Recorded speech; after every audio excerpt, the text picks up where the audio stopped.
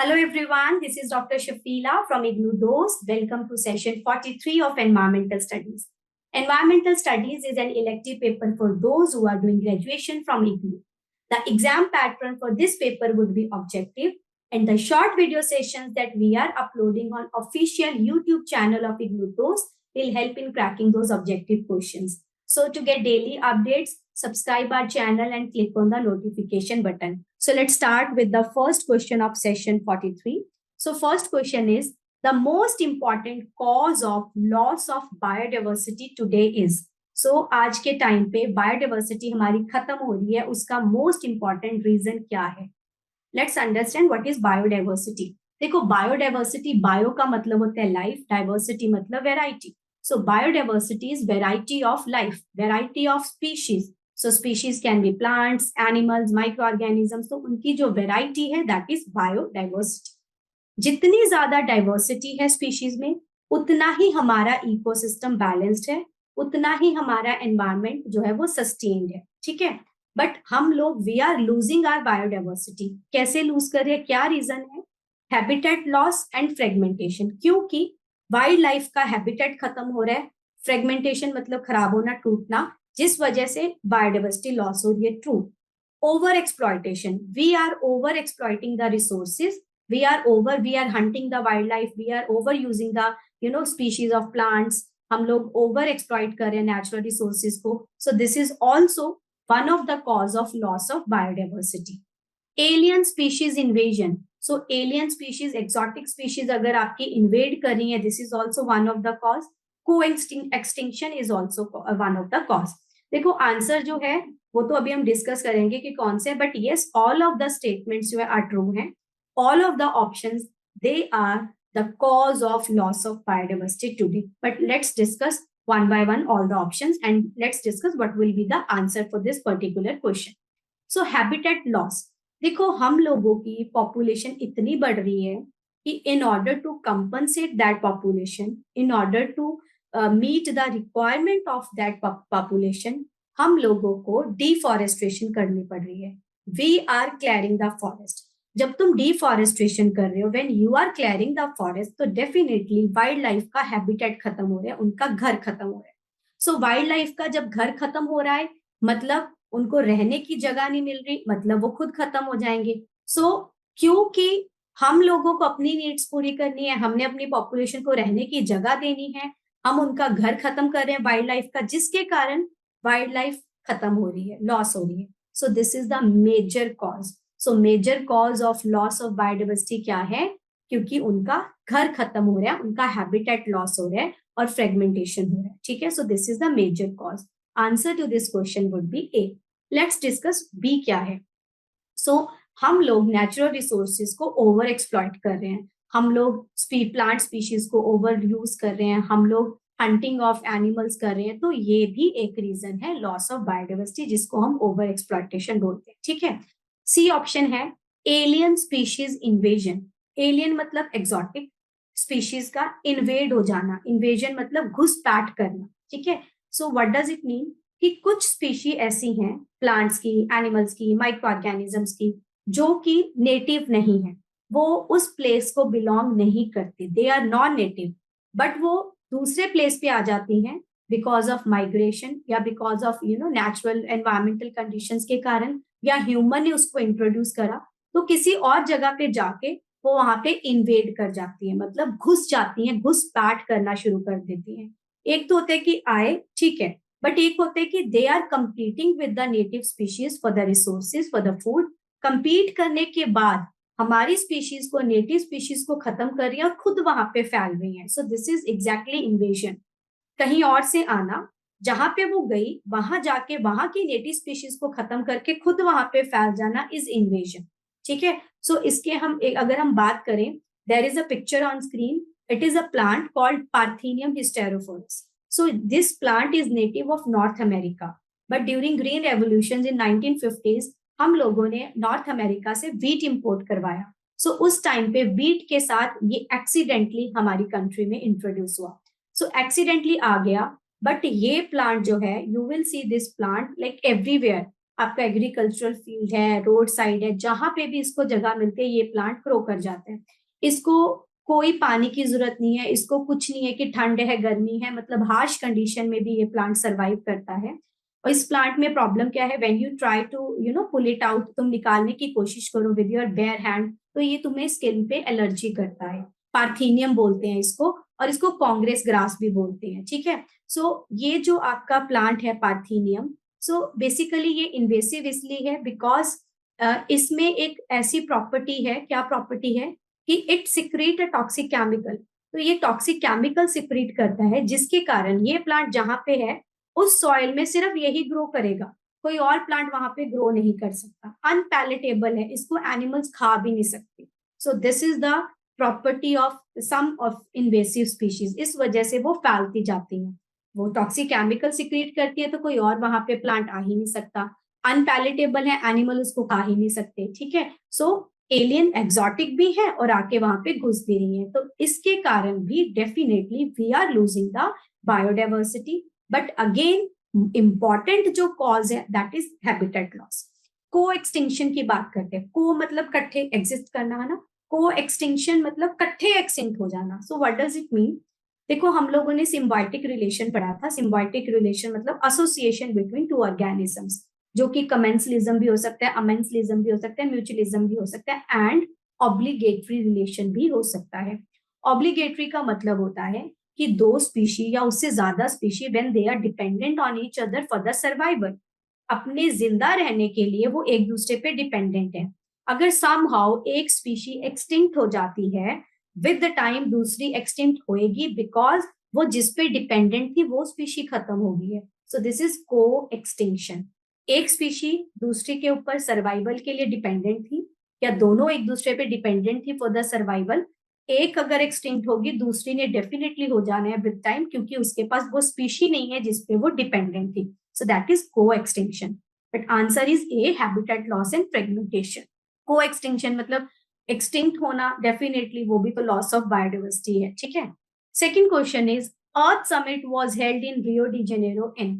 देखो earth summit का दूसरा नाम यूएनसीईडी भी है। UNCED is united nation conference on environment and development. It happened in 1992 in Rio de Janeiro from 13 to 14th of June, ठीक है। So UNCED earth summit Rio de Janeiro Brazil 1992 13 to 14 June. Earth summit की अगर हम बात करें या यूएनसीईडी की बात करें, इसका जो एम था that was like economic development, reduction of poverty, to reduce poverty and to preserve and protect the environment, ठीक है। तो ये एम था आपके यूएनसीईडी का, और ये कब हुआ था? Answer is C, 1992। Coming to the third question, when a threatened plant needs urgent measure to save it from extinction. एक ऐसा प्लांट है जो थ्रेटन्ड है, मतलब वो खत्म होने वाला है, उसको अर्जेंट मेजर चाहिए कि उसको एक्सटिंक्शन से बचा लो, तो तुम क्या अप्रोच यूज करोगे? क्या तुम इन सिटू कंजर्वेशन करोगे, एक्सिटू करोगे, क्रायो प्रिजर्वेशन या बायो प्रिजर्वेशन? देखो कंजर्व करना मतलब टू प्रोटेक्ट, ठीक है, बचाना। कंजर्वेशन अगर हम वाइल्ड लाइफ की बात करें तो देखो कंजर्व करने का दो तरीके हैं, in situ and ex situ conservation. In situ ex situ में तुम प्लांट्स को, एनिमल्स को, उनके जीन्स को, उनके सीड्स को, स्पर्म्स को, एग्स को, तुम सबको कंजर्व करते हो, ठीक है। सो इन सिटू जहां पे वो सिचुएटेड है, इन वहीं पे सिटू सिचुएटेड है। सो जहां से वो ऑर्गेनिज्म या जहां से वो प्लांट स्पीशी, जहां से वो वाइल्ड लाइफ बिलोंग करती है, उसी प्लेस पे तुम उसको क्या कर रहे हो? उसी प्लेस पे तुम उसको कंजर्व कर रहे हो। कैसे कंजर्व कर रहे हो? By putting restrictions on human activities. तुमने for example biological biosphere reserve हैं, नेशनल पार्क्स हैं, या आपके वाइल्ड लाइफ सेंचुरीज हैं, तुम इन जगह पे क्या करते हो? तुम मैनमेड जो है ना एक्टिविटीज, ह्यूमन एक्टिविटीज है, उस पर रिस्ट्रिक्शंस लगा देते हो। Like in some of the forest or some of the national park, you can go as a tourist only, yeah, you can go only for the scientific reason, only for the research purpose, only for the educational purpose. हाँ, किसी जगह पे जाके तुम, अगर forest की अगर हम बात करें, in some forest you can go for the timber also, but अगर तुम कंजर्वेशन की बात करें वहां पे you are not suppose to go and cut the trees, ठीक है। सो कंजर्व करने के लिए, इन सिटू कंजर्व करने के लिए हम ह्यूमन की एक्टिविटीज पे रिस्ट्रिक्शंस लगा देते हैं. You are not suppose to go and touch the plants और एनिमल्स. ठीक है, so this is in situ conservation. Ex situ conservation का मतलब है कि तुम जहां से वो वाइल्ड लाइफ बिलोंग करती थी, तुम उस वाइल्ड लाइफ को उसके नेचुरल प्लेस से कहीं और ले जाके कंजर्व कर रहे हो. Definitely you are giving better environmental conditions ताकि वो वहां पे अच्छे से कंजर्व रहे. एग्जाम्पल की बात करते हैं.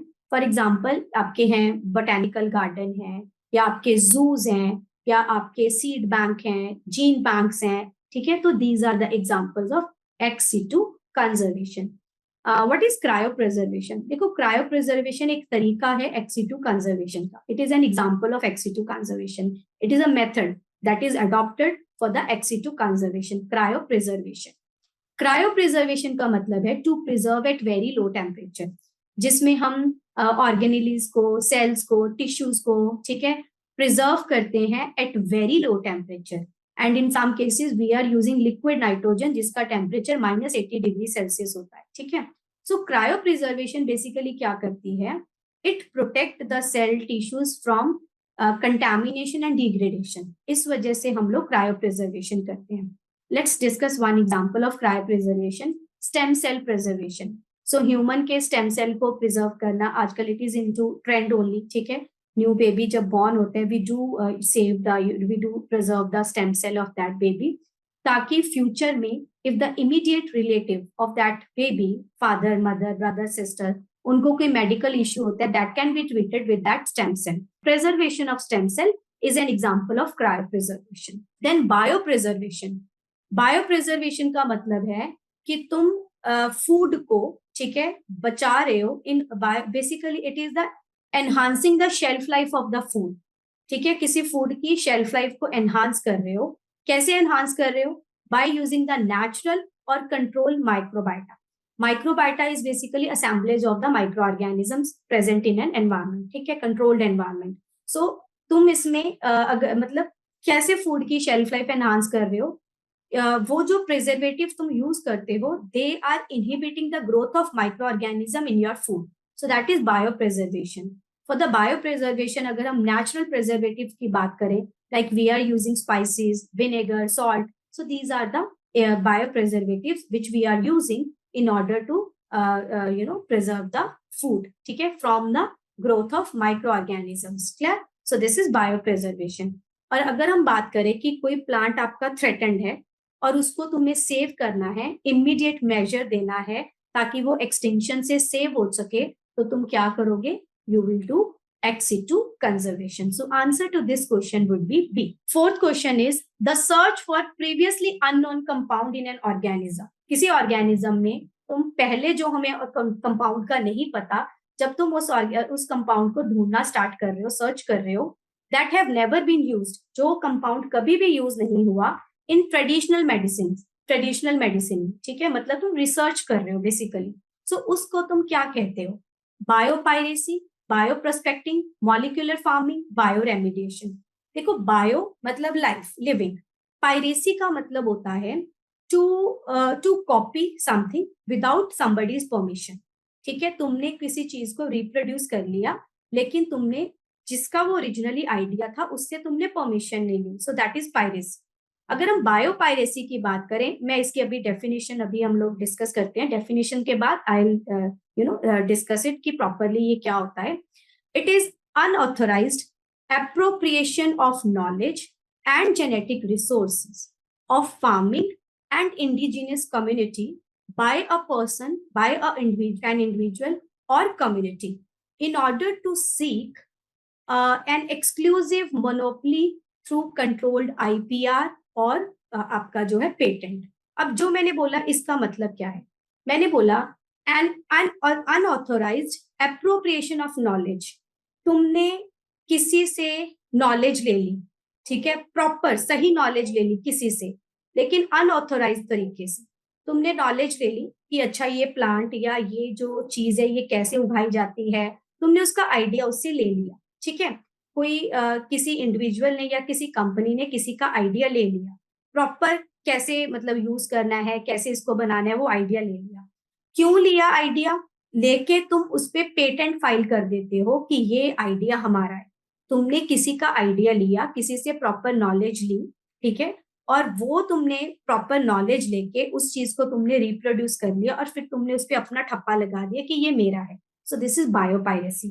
फॉर एग्जाम्पल राइस की, बासमती राइस की, ठीक है. सो इंडिया का वो बासमती राइस इंडियन है, ठीक है, तो उसपे इंडिया का पेटेंट है. अगर कोई और कंट्री बासमती राइस पे अपना हक जमाती है, so that would be the biopiracy. So किसी और का आइडिया लेके उसको रिप्रोड्यूस कर लेना without somebody's permission, so that is biopiracy. Clear.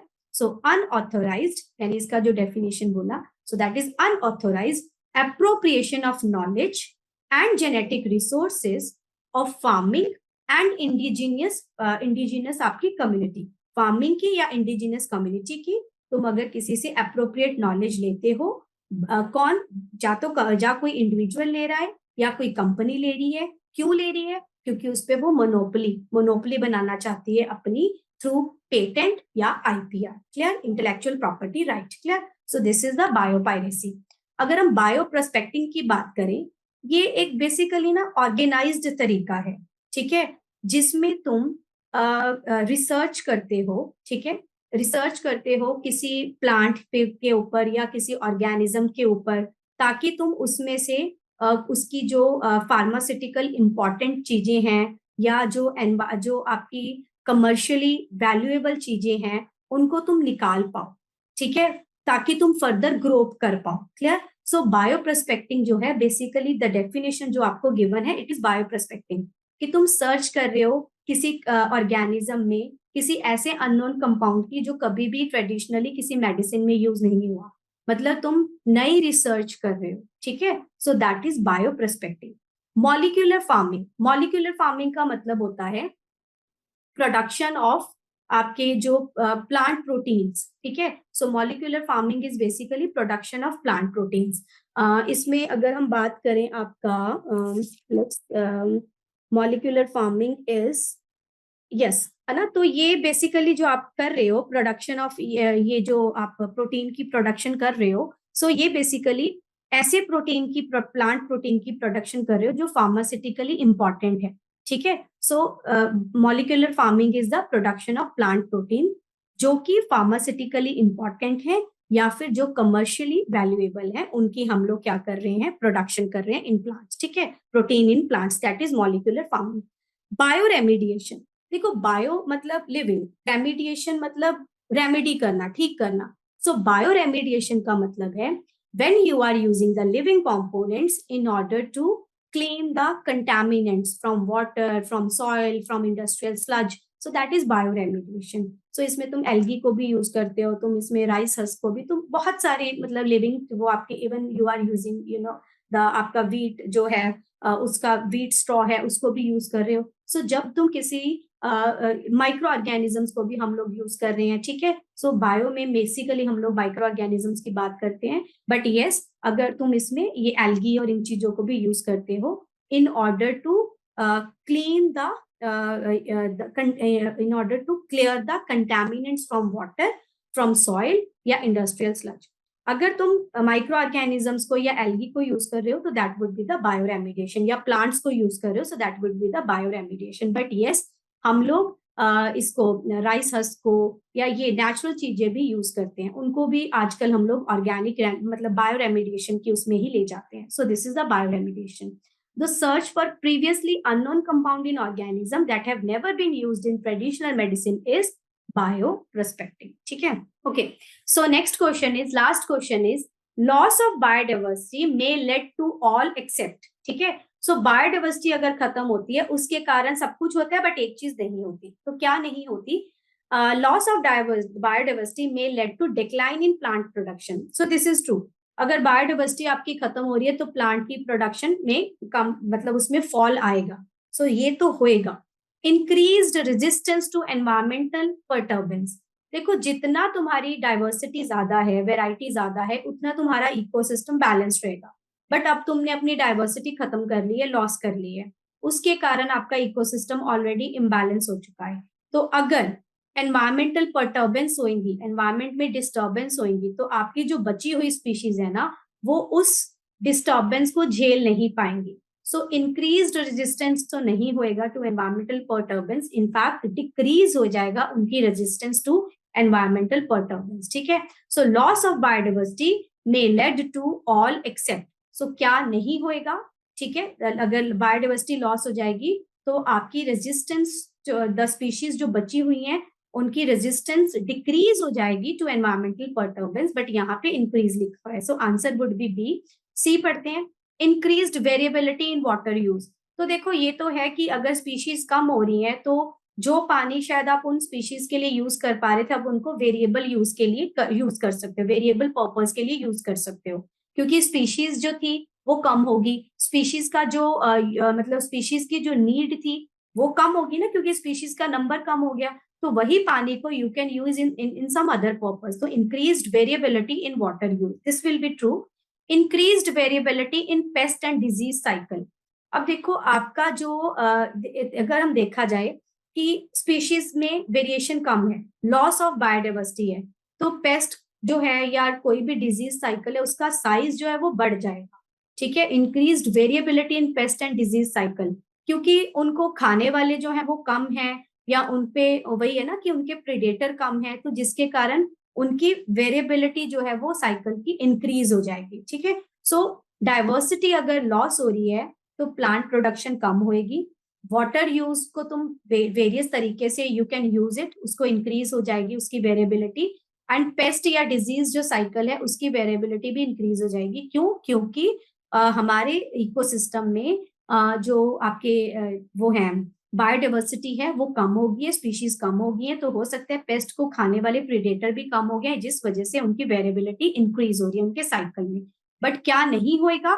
Increase resistance to environmental perturbance. So this was the last question of the session. So learners, those who are doing graduation or post-graduation from IGNOU Dost is there to help you out. We at IGNOU Dost are providing live and recorded classes. We are giving value-added notes to the learners. We are helping the mentees for their exam through Exampedia. So a continuous support from professional mentors is there. They are helping in completing and submitting the assignments for the career development, for skilling the personal and social development also. So you can reach us out on the number 7594939297 via call or WhatsApp. So see you in the next session. Thank you.